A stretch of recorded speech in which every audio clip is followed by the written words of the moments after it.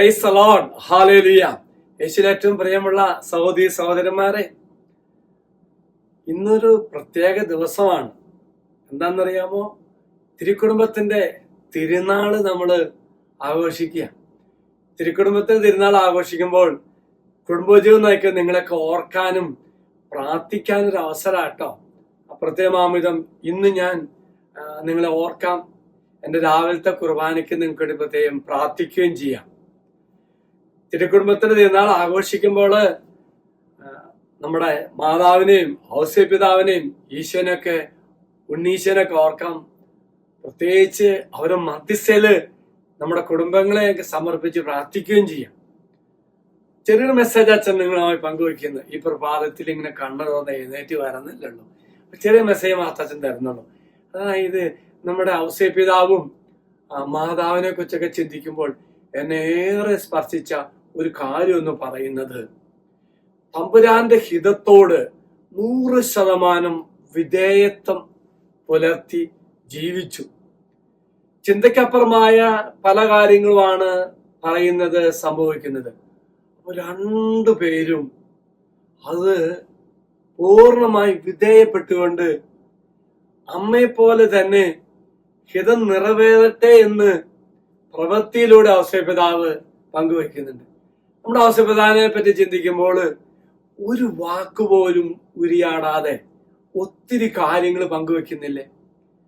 ദൈവത്തിന് സമ്പൂർണ്ണ വിധേയപ്പെട്ടു. മാലാഹ ഔസേപിതാവിന് പറഞ്ഞു, എന്നേക്ക് അങ്ങോട്ട് പോയി, ഇങ്ങോട്ട് വാ, ഇങ്ങോട്ട് വന്നു. അതുപോലെ തന്നെ പരിശുദ്ധ കന്യാമറിയം അമ്മയോട് പറഞ്ഞു. ഇത് എന്നതാണെന്ന് അമ്മയ്ക്ക് മനസ്സിലായില്ല. എന്നാലും അമ്മ പൂർണ്ണ വിധേയത്തോടുകൂടി ദൈവം പറയുന്നത് എന്നിൽ സംഭവിക്കട്ടെ എന്ന് പറയാൻ സാധിച്ചു.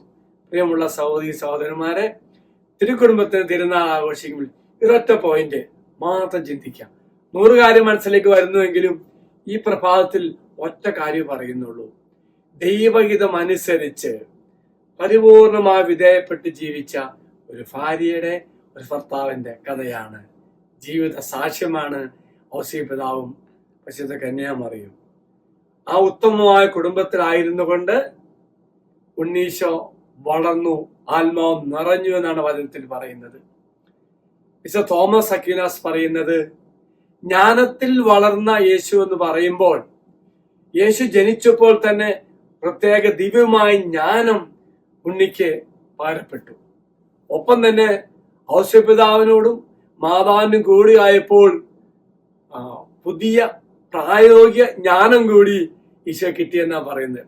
എങ്കിൽ അച്ഛൻ നിർത്തുകയാണ്. പ്രിയമുള്ളവരെ, ഈ ദിവസം നിങ്ങളെയും നിങ്ങളുടെ കുടുംബത്തെയും ദൈവം സമർത്ഥമായി അനുഗ്രഹിക്കട്ടെ എന്ന് പ്രാർത്ഥിക്കുന്നു. പ്രത്യേകിച്ച് കുടുംബജീവൻ നയിക്കുന്ന നിങ്ങൾക്ക് ഈ തിരുക്കുടുംബത്തിന്റെ മാധ്യസ്ഥയിൽ എല്ലാ അനുഗ്രഹങ്ങളും അതിനെ സമൃദ്ധിയിൽ കർത്താവ് തരട്ടെ എന്ന് പ്രാർത്ഥിക്കുന്നു. അച്ഛനീശ്വര ആശീർവാദം തരാം. കർത്താവായ ദൈവമേ, എന്നെ ശ്രവിക്കുന്ന സകല മക്കൾക്ക് അനുഗ്രഹമായി മാറട്ടെ. ഒപ്പം ഈ മക്കള് ആർക്കൊക്കെ ഈ സന്ദേശം ഷെയർ ചെയ്യുന്നു അവരും അനുഗ്രഹം ഭാവിക്കട്ടെ. ഇന്നല്ലെങ്കിൽ പിന്നീട് ഈ മക്കള് ആരൊക്കെ ഈ വചനം ശ്രവിക്കുന്നോ അവരും അനുഗ്രഹം ഭാവിക്കട്ടെ എന്ന് പ്രത്യേകം പ്രാർത്ഥിക്കുന്നു. നമ്മുടെ കർത്താവായ ശംശാകൃപയും പിതാവായ ദൈവത്തിന്റെ സ്നേഹവും പരിശുദ്ധാത്മാവിന്റെ സഹവാസവും നാം എല്ലാവരോടും കൂടെ ഉണ്ടായിരിക്കട്ടെ, ഇപ്പോഴും എപ്പോഴും എന്നേക്കും. ആമേൻ. ഒരു നല്ല ദിവസം എല്ലാവർക്കും ആശംസിക്കുന്നു. എല്ലാവരും കർത്താവ് അനുഗ്രഹിക്കട്ടെ. Praise the Lord.